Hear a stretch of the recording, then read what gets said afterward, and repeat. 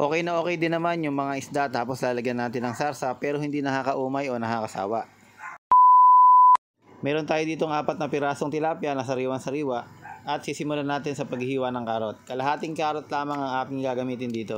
At yung kalahati naman ay itatabi ko para sa mga susunod kong lulutuin. Kailangan talaga ay medyo wise tayo pagdating sa mga pagbabudget ng ating mga panahog. So meron din tayo ditong bell pepper na red.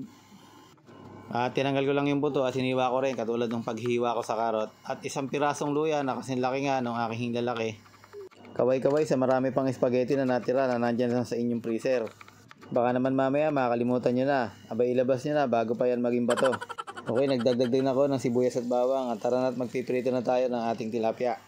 Kung meron naman kayong mga isda na leftover gahapon yung mga sinerve nyo na prito, pwede nyo gamitin sa recipe na to. At para nga pala sa mga nagpiprito dyan ng isda na dumidikit yung kanilang mga piniprito, katulad nitong mga tilapia, painitin nyo muna yung mantika ng mainit na mainit bago nyo ilagay para siguradong hindi didikit. Pwede nyo rin lagyan ng asin yung mantika bago nyo ilagay yung tilapia at saka pwede rin maglagay ng harina, ibalot nyo yung isda. Naprito ko na lahat ng isda, yung 4 na piraso, kaya naman meron ulit tayo ditong kawali na malinis at nilagyan ko nga ng konting mantika. Dito naman ay gigisahin na natin at gagawin na natin yung ating sarsa. So nilagay ko na nga lang yung sibuyas na pula na hiniwa natin kanina. Gisa-gisahin lang hanggang sa maging translucent na nga yung kanyang itsura.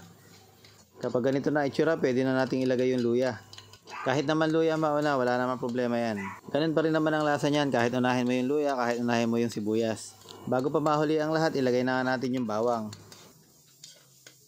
So nagisa na nga natin yung ating mga aromatics, lagyan naman natin ng konting oyster sauce, siguro mga 2 kutsara. At ito naman ketchup, siguro mga 1/4 cup, okay na. O kung dagdagan nyo pa, pwede rin. Lagyan naman natin ng pineapple juice. Tapos lalagyan natin ng tubig. Mga siguro 1 and 1/2 cup na tubig lang muna nilagay ko. Tapos lagyan natin ng asukal, mga 3 kutsarang asukal. Yung pineapple juice na ginamit ko dito ay katas lang ng pineapple chunks na nakalagay sa maliit na lata.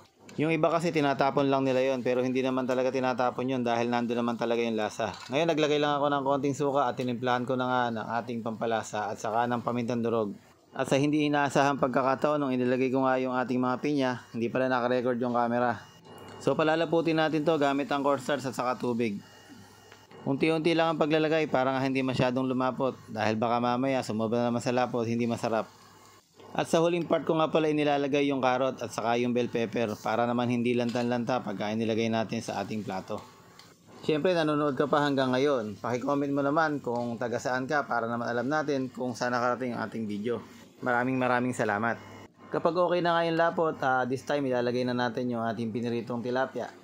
At sabi ko nga sa inyo kanina, kung meron kayong leftover na mga isda dyan na pinirito kahapon, pwede nyo itong gamitin. Siyempre, tikiman muna bago patayin ang apoy. Dito sa aming lugar, sweet and sour tilapia ang tawag ko dito sa aking niluto.